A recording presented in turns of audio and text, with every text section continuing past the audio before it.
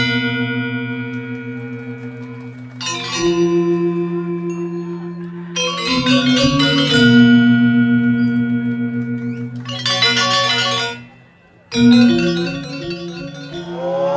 Swastiastu.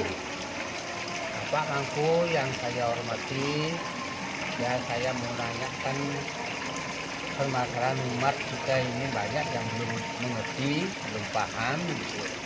Bagaimana kalau kita sekedar bisa menyebut nama Tuhan, gitu, apakah sudah cukup kita mendapatkan pahala? Seperti itu Pak Mangku, minta tolong yang minta penjelasan dari Pak. Terima kasih pemirsa dimanapun berada. Rupanya benar seperti apa yang Bapak katakan tadi. Apakah dengan menyebut Tuhan itu sudah cukup kita ingat artinya merasa bakti? Begini penjelasannya. Kalau sesuai dengan sabda Tuhan yang terungkap di dalam Bhagavad Gita Adhyaya 10 Sloka 25, Mahar sinam bergur semi giram ekam aksaram jenana japa yajnya semi serta waranam Himalaya. Aku adalah bergu di antara maharsi, aku adalah ongkara di antara aksara suci, aku adalah japa di antara yajnya, aku adalah Himalaya di antara benda mati.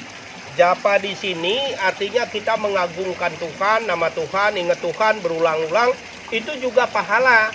Nah, anak-anak yang mendengarkan seperti ini, yang disebut dengan srawanam itu juga adalah merupakan pahala. Hanya saja saran saya, kita yang masih tahap pemula begini, sebaiknya di samping ingat kita Tuhan, wujudkan dalam bentuk nyata. Ada kisah begini Bapak. Pada saat Wibisana ini ketemu dia dengan Anoman, dia bilang begini, Anoman, saya selalu ingat pada Rama, kenapa saya tidak mendapatkan anugerahnya? Pada saat itu Anoman mengatakan, Wibisana, kamu memang ingat kepada Rama itu bagus, tapi alangkah baiknya di samping kamu ingat, wujudkan baktimu. Contoh, Sri Rama itu istrinya diculik oleh Rahwana. Apakah kamu pernah bertanya? Apakah kamu pernah menolong? Nah, dalam artian di sini di samping ingat wujud bakti kamu itu lebih bagus. Contohnya kita ingat dengan Tuhan, tidak bisa hanya ingat dari kamar tidur aja. Wujudkan dalam bukti fisik, kita maturan, kita sembahyang, nunas wahyu pada tirta dan sebagainya. Itu artinya teori dengan praktik sejalan. Itu rupanya.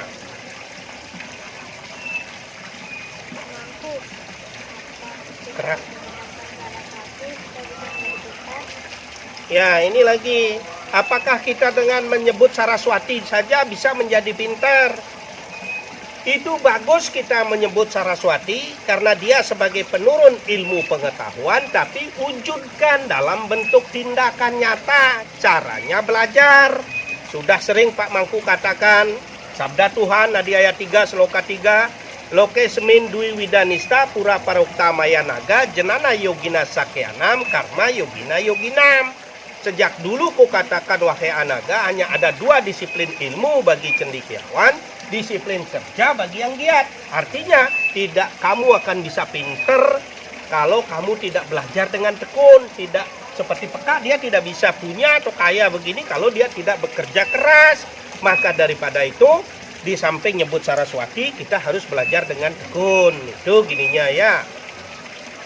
Mungkin ada pertanyaan yang lagi, Pak Mangku, ya, tolong nanti dijelaskan kepada anak-anak ya, supaya dia lebih memahami gitu. Katanya umat Hindu yang ada di Bali menyembah Sang Buta Kala, apa betul seperti itu atau bagaimana? Iya. Ini kita harus jangan sampai miskomunikasi, jangan sampai salah pemahaman.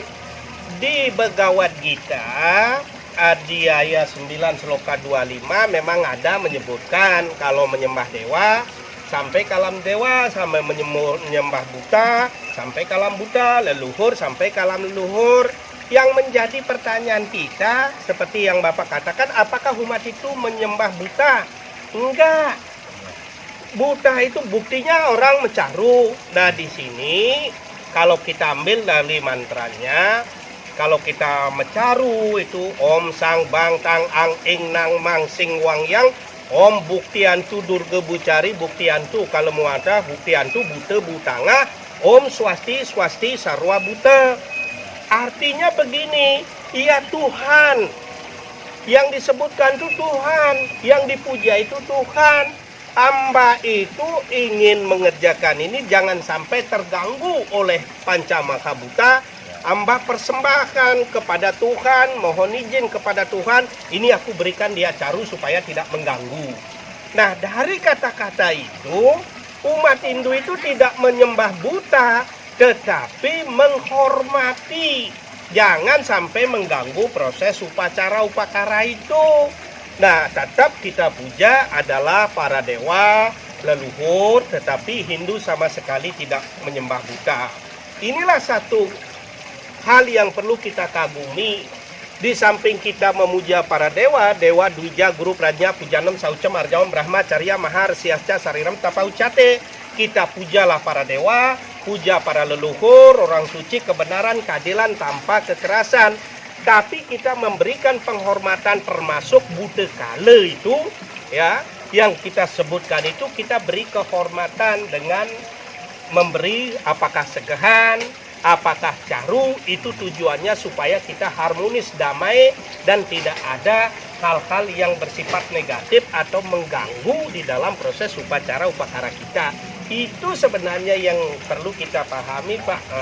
Jadi kesimpulannya Hindu itu tidak menyembah buta, tapi menghormati dari makhluk yang paling atas sampai yang terendah sekalipun kita tetap hormati, kita hargai dengan cara kita seperti itu. Itu rupanya, Pak. Ya, mudah-mudahan apa yang sudah dijelaskan sama Pak Mangku, mudah-mudahan untuk generasi muda, untuk anak-anak dan juga bisa memahami sepenuhnya. Ya, matur semua Pak Mangku atas semua penjelasannya. Oke, matur suksema kembali. Oke. Om Santi Santi.